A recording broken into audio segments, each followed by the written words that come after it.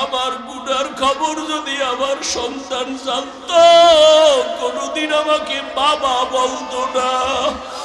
ও দয়ার মালিক যে তুমি কত দয়ার মালিক, তুমি আমার সব গুনার খবর জানো। ও আল্লাহ, এ যুবকের আমার মাওলারে ডাক দে, দুই ফোঁটা চোখের পানি ছাড়, আর গুনার কত স্মরণ করে ক্ষমা চাও। আর আল্লাহরে বলো আমার মাওলা যে কেমন দয়ার মাওলা। ওরে দরওয়াজা জানালা বন্ধ করে মোবাইলের দ্বারা যে গুনাহ করেছো, ওই দরওয়াজা জানালার ভেতরের গুনার খবর মাও জানে না, বাবাও জানে না। ওরে আমার মাওলারে ফাঁকি দিতে পারো নাই রে বাবা। এই জমিনটা হবে কিয়ামতের মাঠ, আরাফার ময়দান হবে আল্লাহর বিচারালয়, আদালত। এই দুনিয়ায় তো বড় বড় মাস্তান তো চলে গেল। আল্লাহ যখন বলবে সূর্য তুই মনের মতো তাপ দিতে পারো না, আজকে সব তাপ ছাইরে যায়, সূর্যের এমন তাপ শুরু হয়ে যাবে, জমিনটা তামা হয়ে যাবে। নবী কান্না করেন আর বলেন আয়েশা, অন্যদিকে জাহান্নামের আওয়াজ, জাহান্নাম চিল্লায়া বলবে আল্লাহ বেনামাজি কই, বেপরদাওয়ালা গুনাহগারেরা কই, আমার পেটের মধ্যে দাও, আমার পেটে বড় ক্ষুধা। আল্লাহ বলবে জাহান্নাম একটু অপেক্ষা কর, আমি বিচারটা শেষ করে নেই, তারপরে তোর খোরাক আমি দিতেছি।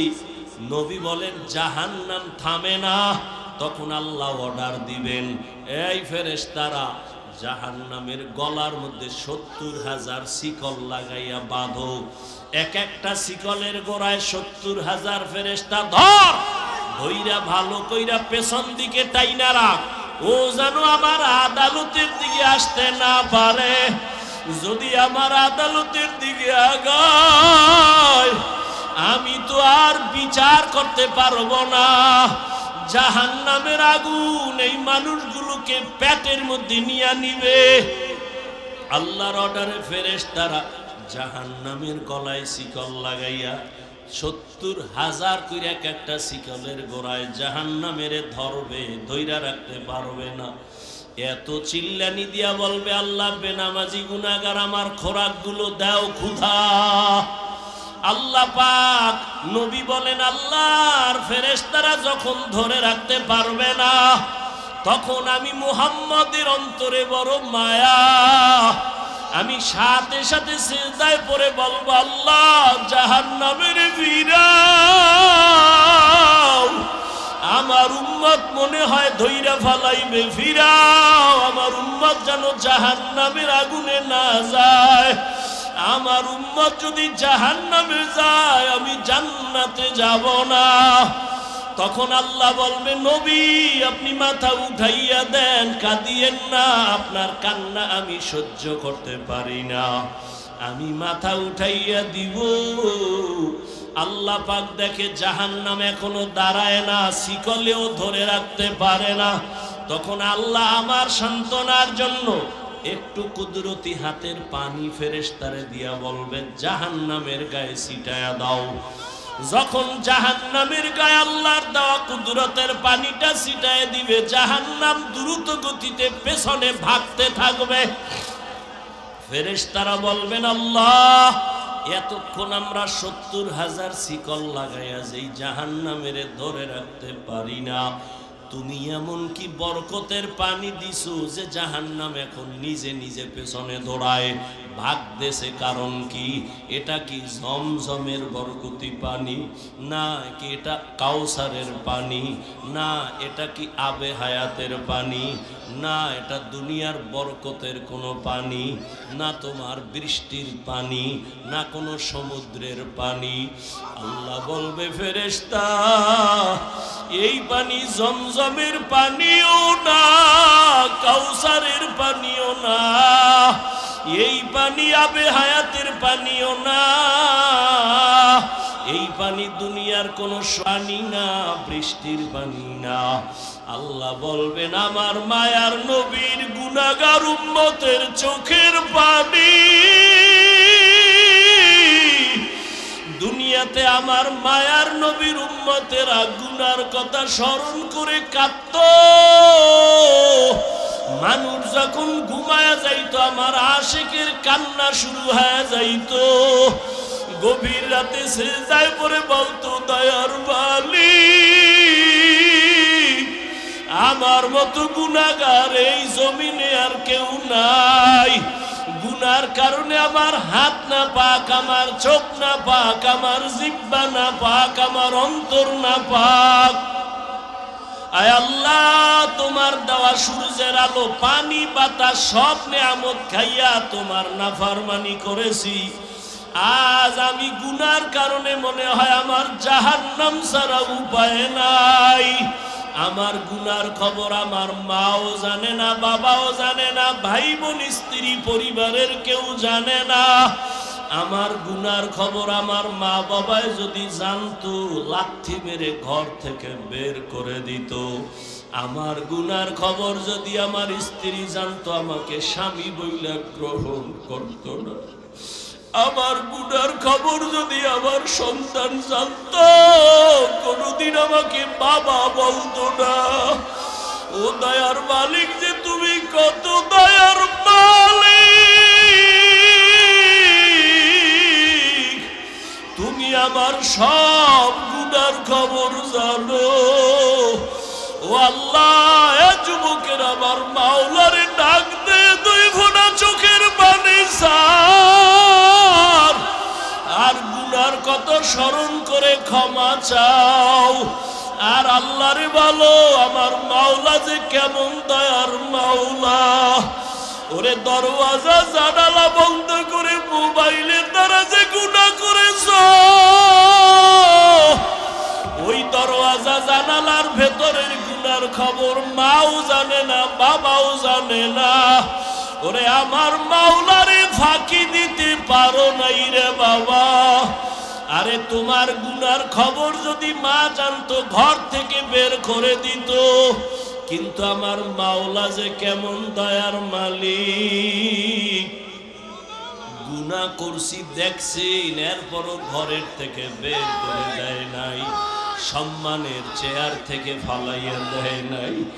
ও আল্লাহর বান্দারা আজকে বাড়ি পাইছো, গাড়ি পাইছো, সন্তান, বিবি, পরিবার, ক্ষমতা সবই পাইলা, কিন্তু আজকে যেইগুলি পাইয়া পাগল, চিন্তা করে দেখছো এগুলি কিছুই তোমার আমার আপন না। ওরে আজরাইল আইসা যখন রূহ দইরা টান মারবে, ওরে তোমার আপন মা বাবা তোমারে ফেলে দিবে, আর ঘরে ঢুকাইবে না। সাদা কাফনের প্যাকেট বানাইয়া কবরের দেশে পাঠাইয়া দিবে। এতদিন যে মা বাবার জন্য এত পাগল হইলাম, কেউ আমার সাথে যাবে না। আমি আস্তে আস্তে দেখি আমার বন্ধু নাই, আমার পাশের লোকগুলো সব আলাদা হয়ে গেল। এক পর্যায়ে আবার সাদা কাপড়ে পেঁচাইয়া আমারে বাগ বাগানে নিয়ে রওয়ানা। ওই কবরে অন্ধকার ঘর, বাতি নাই, কোনো সাথী নাই। ওই কবরে পাড়াইয়া পাড়াইয়া মাটি দিয়া সবাই চলে গেল, আমি এখন একা। আমার ডানে মাটি, বামে মাটি, সামনে পেছনে, উপরে নিচে মাটি। কই আমার বাড়ি, কই আমার গাড়ি, কই আমার সন্তান, কই আমার মা বাবা, কই আমার ক্ষমতার চেয়ার, কই আমার সম্মান। এখন এই অন্ধকার কবরে দুইজন ফেরেশতা চলে আসবে প্রশ্ন করার জন্য। রবের পরিচয় দাও, ধর্মের পরিচয় দাও, রহমতের নবীর পরিচয় দাও। আমি যদি মাওলারে না চিনিয়া কবরের বিছানায় যাই, ওরে গুনাহগার বেনামাজি তখন বলবে হা হা লা আদরি, হা হা লা আদরি, হা হা লা আদরি। আফসোস আমি কিছুই জানি না, কিছুই জানি না, কিছুই জানি না। আমার রবকে আমি চিনি না, আমার ধর্ম কি জানি না, মুহাম্মদ নবীকে আমি চিনি না। নবী বলেন সাথে সাথে আমার মাওলা রাগান্বিত কুদরতি আওয়াজ দিবেন। আল্লাহ বলবেন ফেরেশতা এর সাথে আর ভালো ব্যবহার করার কোনো সুযোগ নাই। এই বান্দারে আমি দুনিয়াতে কত আদর করছি, আমি আল্লাহ কত নিয়ামত খাওয়াইলাম, আমার দেওয়া জমিনের ফসল খাইলো, গাছের ফল খাইলো, নদীর মাছ খাইলো, একবারও শুকর আদায় করে নাই। আল্লাহর মহব্বতের যারা গোলাম, ওরা দুনিয়ার রং তামাশায় কইরে গেলে ভাল লাগে না। কখন জিকিরের ময়দানে ঢুকবে, কখন একটু আলেমের কাছে যাবে, কখন একটু কোরআনের তেলাওয়াতের আওয়াজ অন্তরে নিবে, কখন একটু জায়নামাজে দাঁড়াবে, কখন আমার মাওলাকে একটু মায়া কইরা ডাকবে, ও আল্লাহ। আরে আমার মাওলারে ডাকলেই তো বান্দা এত খুশি, আল্লাহর মোহব্বত অন্তরে জমা হয়ে যায়। হানজালা নবীর সাহাবী, ঘটনা আপনারা নাম শুনছেন। হানজালা রহমতের নবীর বড় আশিক। একদিন রাস্তায় হাঁটে আর ঘুরে আর কয় না ফাকা হানজালা, না ফাকা হানজালা, আমি হানজালা মুনাফিক হয়ে গেছি, মুনাফিক। ঘুরতে ঘুরতে দেখা ওমরের সাথে। এই হানজালা কি চিল্লাও কেন? আমি মুনাফিক হয়ে গেছি। কয় কেন? কয় আমি নবীর কাছে যখন থাকি তখন আমার অন্তর এমন যে আমি আর কোন দুনিয়ায় নাই, এখন আমি আমার মালিকের নজরে বসে আছি, দরবারে রিসালাতের সামনে আছি। এখন আমার ছেলের চিন্তা নাই, মেয়ের চিন্তা নাই, বাড়ির চিন্তা নাই, গাড়ির চিন্তা নাই, টাকার চিন্তা নাই, ক্ষমতার চিন্তা নাই। এখন আমার চিন্তা আমি একজনারে পাইছি, আমার নবী। আমি ওই নবীর হাত ধরে আমার মালিকের একটু কেমনে দেখবো, যেই নবীর চেহারা এত সুন্দর, একটা নজর নবীর চেহারা দিয়ে তাকাইলে পেটের ক্ষুধা থাকে না। মায়ার নবী এত সুন্দর, আমার মাওলা এর এত সুন্দর কইরা বানাইছেন, ওই মালিক আমার আল্লাহ না জানি কত সুন্দর। এত সুন্দর আসমান যিনি বানাইছেন তিনি কত সুন্দর, এত সুন্দর কণ্ঠ যিনি দান করছেন তিনি না জানি কত সুন্দর, এত সুন্দর রঙের ফুল বাগান সাজাইছেন তিনি কত সুন্দর। ওরে যারা মাওলার আশিক ওরা ভাবে আর খুঁজে আমার মালিক,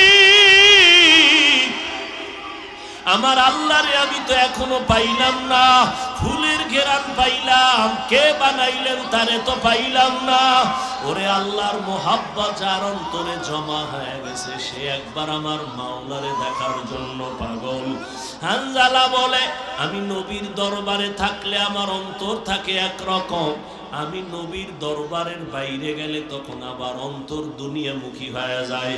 আমার ছেলে, আমার বাড়ি, আমার গাড়ি, আমার টাকা, আমার পয়সা, আমার ক্ষমতা, আমার চেয়ার, এই সব আমার অন্তরে আইসা জমা হয়, আমি মুনাফিক হয়ে গেছি। ওমর কয় তো এই অবস্থা তো আমারও হয়। নবীর দরবারে থাকলে দুনিয়ার কোনো চিন্তা নাই, আবার যখন নবীর দরবার থেকে বাইর হইয়া যায় তখন আবার দুনিয়া আমারে পেয়ে ফেলে, দুনিয়া দুনিয়া আমাকে গ্রাস করে ফেলে, দুনিয়ার চিন্তা, ছেলের চিন্তা, মেয়ের চিন্তা আমাকে গ্রাস করে ফেলে। এবার কথা চলো নবীর দরবারে চলো, সমাধান নেই। দোনোজনে যায়, মুনাফিক হয়ে গেছে। ওমরও কয় আমি মুনাফিক হয়ে গেছি, হানজালাও কয় আমি মুনাফিক হয়ে গেছি। হঠাৎ আবু বকর সিদ্দিক রাদিয়াল্লাহু তাআলা আনহুর সামনে দাঁড়ানো।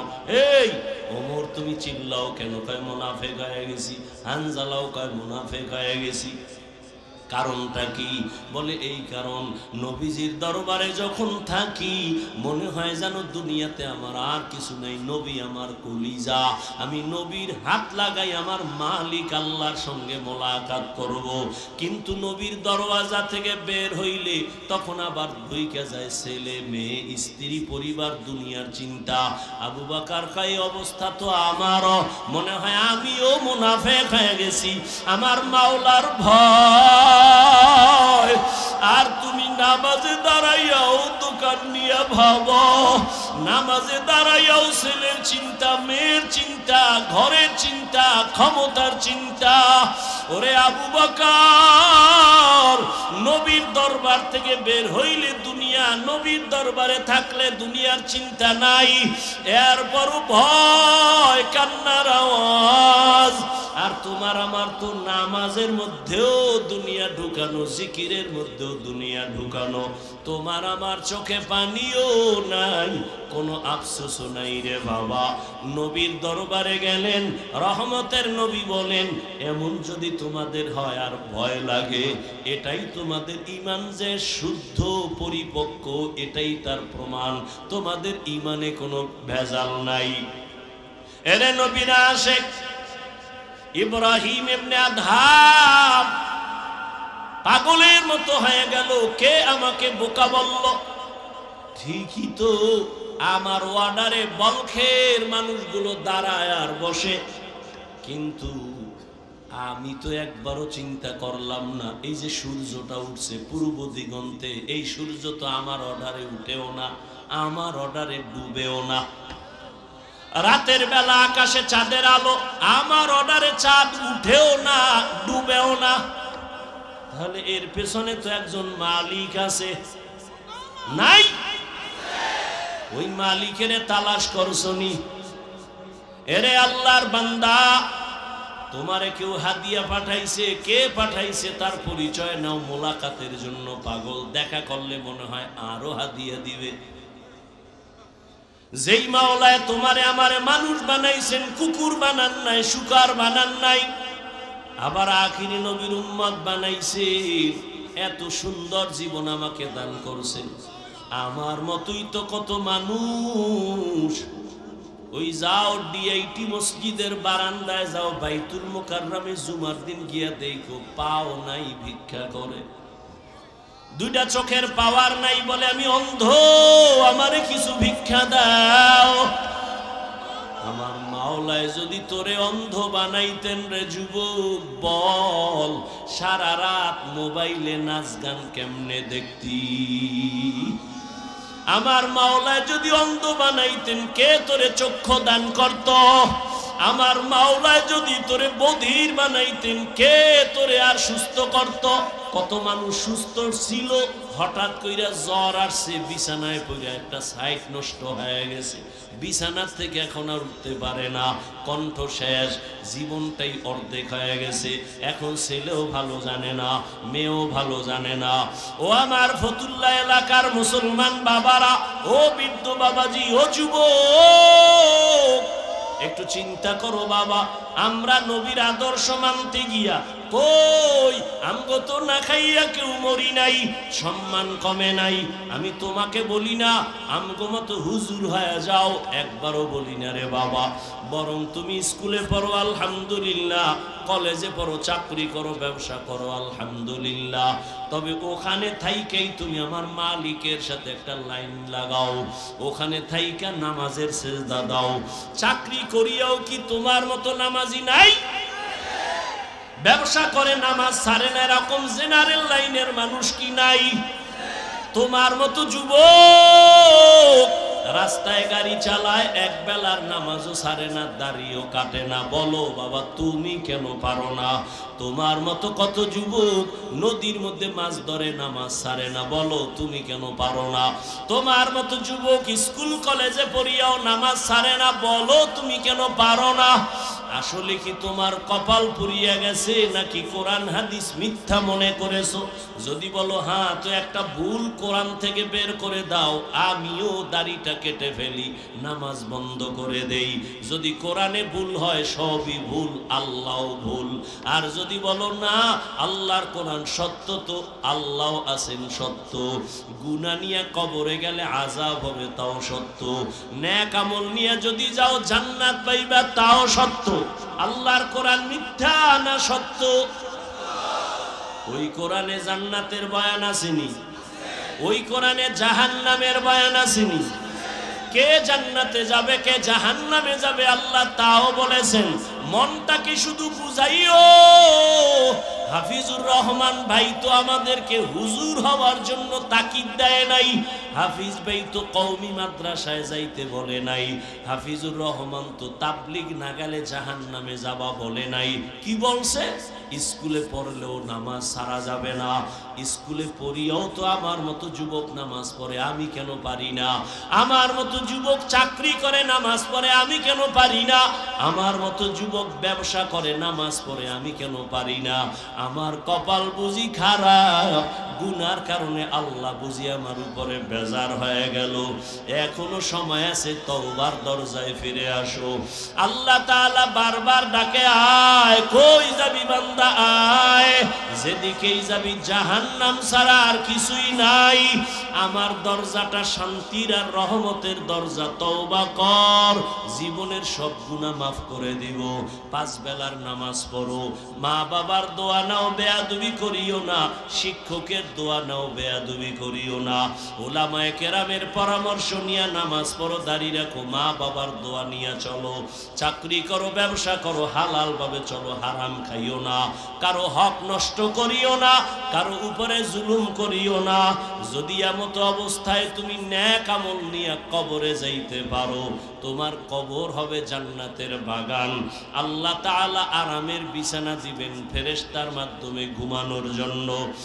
আর যদি বান্দা গুনার মজা পাইয়া গুনাহ করতে করতে করতে করতে আজরাইলের হাতে ধরা খাইয়াই যাও, আজরাইল যদি আইসা দেখে তোর কানের ভেতরে গানের তার লাগানো, তুই বিছানায় শুয়া শুয়া গানের তার কানে লাগাইয়া গান শুনতেছ, আজরাইল যদি এর মধ্যে আল্লাহ পাঠায়া দেয়, অবস্থা কেমন তোমার খারাপ হয়ে যাবে।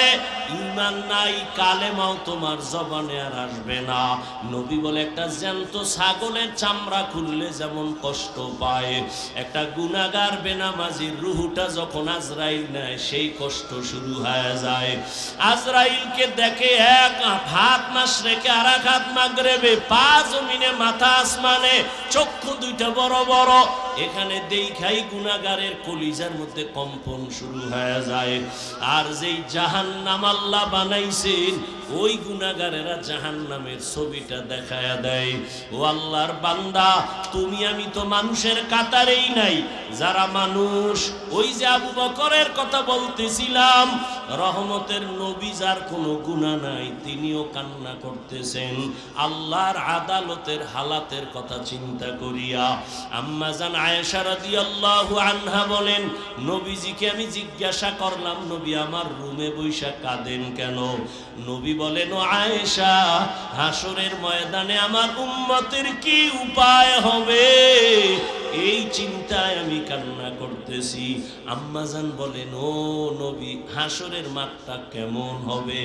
নবী বলেন, আয়েশা, এই জমিনটা হবে কিয়ামতের মাঠ, আরাফার ময়দান হবে আল্লাহর বিচারালয়, আদালত।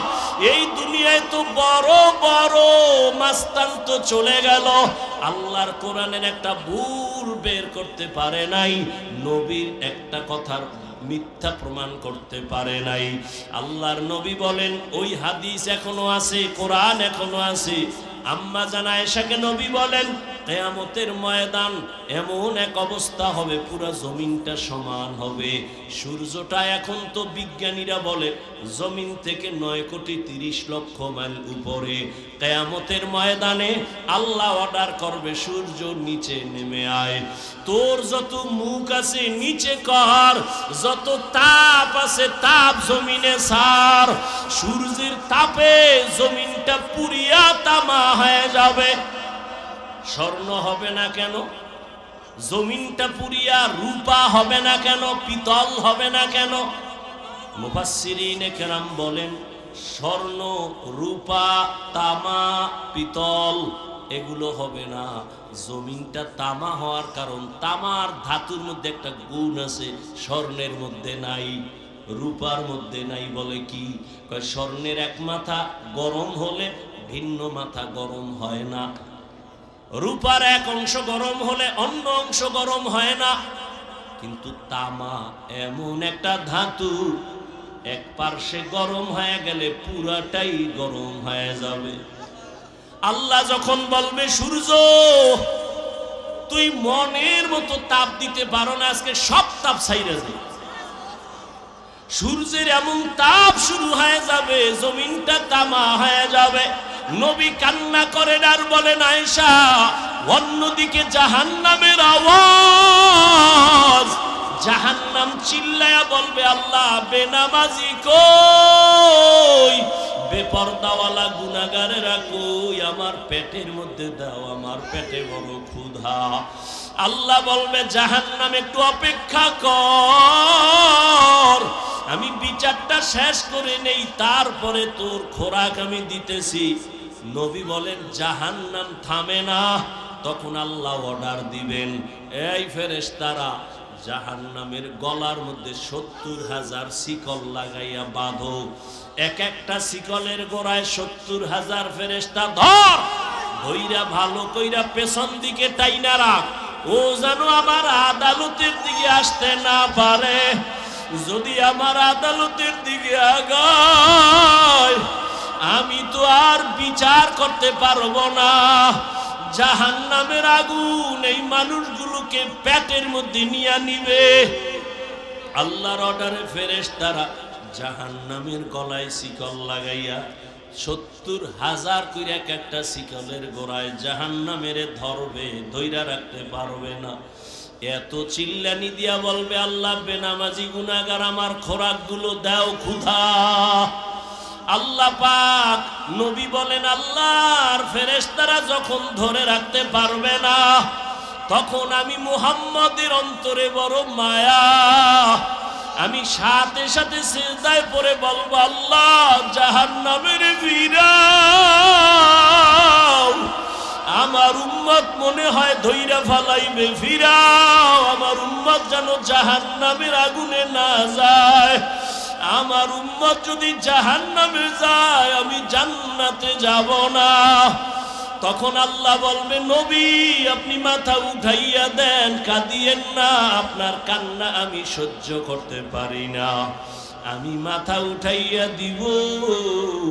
আল্লাহ পাক দেখে জাহান্নাম এখনো দাঁড়ায় না, শিকলেও ধরে রাখতে পারে না।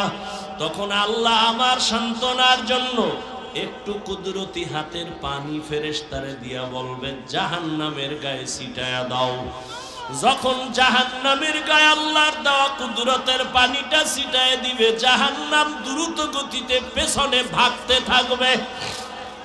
ফেরেশতারা বলবেন আল্লাহ এতক্ষণ আমরা ৭০,০০০ শিকল লাগাইয়া যেই জাহান্নামের ধরে রাখতে পারি না, তুমি এমন কি বরকতের পানি দিছো যে জাহান্নাম এখন নিজে নিজে পেছনে দৌড়ায় ভাগতেছে, কারণ কি?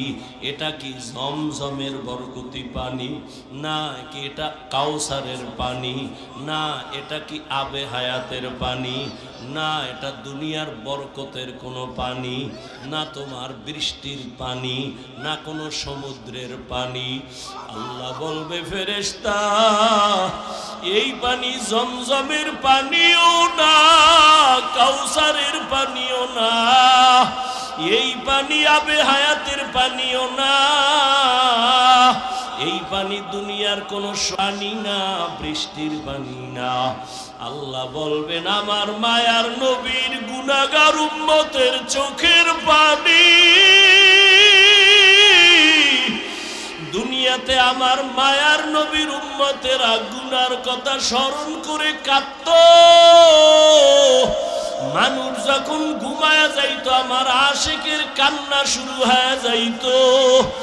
গভীর রাতে সিজদায় পড়ে বলতো দয়ার মালিক আমার মতো গুনাহগার এই জমিনে আর কেউ নাই।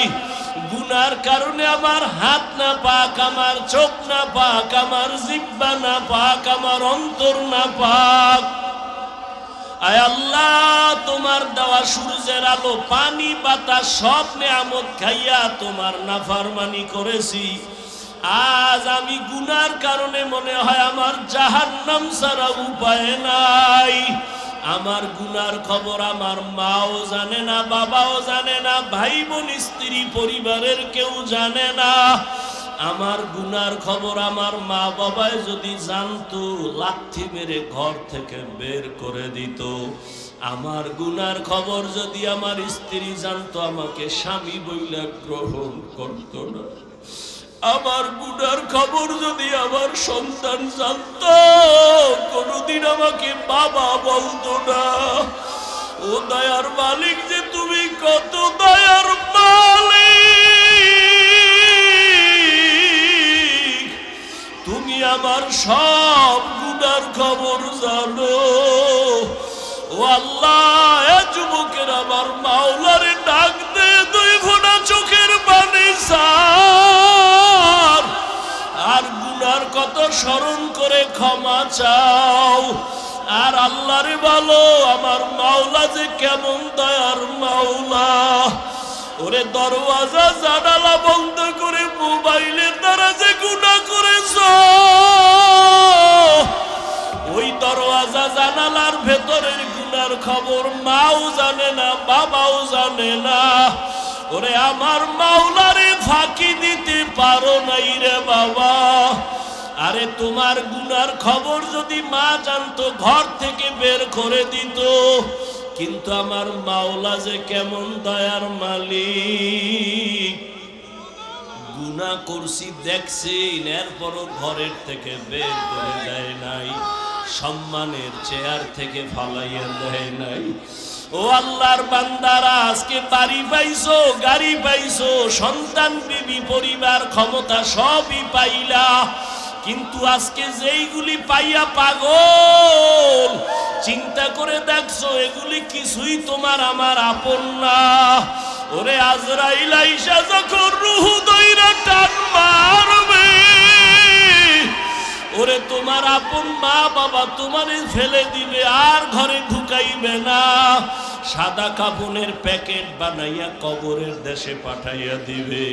এতদিন যে মা বাবার জন্য এত পাগল হইলাম, কেউ আমার সাথে যাবে না।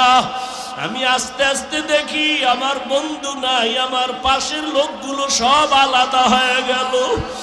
এক পর্যায়ে আবার সাদা কাপড়ে পেঁচাইয়া আমারে বাগ বাগানে নিয়ে রওয়ানা। ওই কবরে অন্ধকার ঘর, বাতি নাই, কোনো সাথী নাই। ওই কবরে পাড়াইয়া পাড়াইয়া মাটি দিয়া সবাই চলে গেল, আমি এখন একা। আমার ডানে মাটি, বামে মাটি, সামনে পেছনে, উপরে নিচে মাটি। কই আমার বাড়ি, কই আমার গাড়ি, কই আমার সন্তান, কই আমার মা বাবা, কই আমার ক্ষমতার চেয়ার, কই আমার সম্মান। এখন এই অন্ধকার কবরে দুইজন ফেরেশতা চলে আসবে প্রশ্ন করার জন্য। রবের পরিচয় দাও, ধর্মের পরিচয় দাও, রহমতের নবীর পরিচয় দাও। আমি যদি মাওলারে না চিনিয়া কবরের বিছানায় যাই, ওরে গুনাহগার বেনামাজি তখন বলবে হা হা লা আদরি, হা হা লা আদরি, হা হা লা আদরি। আফসোস, আমি কিছুই জানি না, কিছুই জানি না, কিছুই জানি না। আমার রবকে আমি চিনি না, আমার ধর্ম কি জানি না, মুহাম্মদ নবীকে আমি চিনি না। নবী বলেন, সাথে সাথে আমার মাওলা রাগান্বিত কুদরতি আওয়াজ দিবেন।